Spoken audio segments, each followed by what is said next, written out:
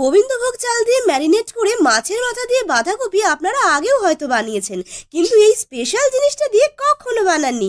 এর স্বাদ বিয়ে বাড়িকেও টেক্কা দেবে।